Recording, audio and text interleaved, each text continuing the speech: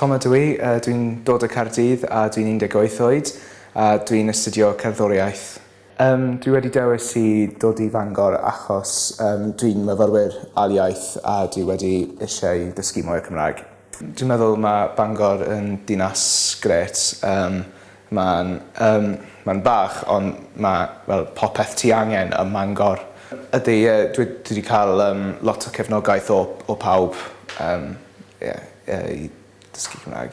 Dwi'n meddwl mae JMJ yn gret, mae'n lle neis i byw gyfan a ti'n gallu siarad Cymraeg gyda pawb.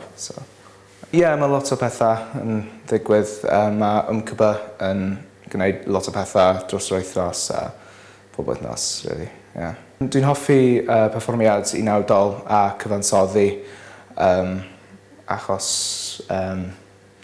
mae'n rili hwyl ar y cyfan a dwi'n hoffi pob modiwl, really, os dwi'n onest, achos mae'n ddiddorol iawn i dysgu mwy am popeth yn y hanes o cerdd.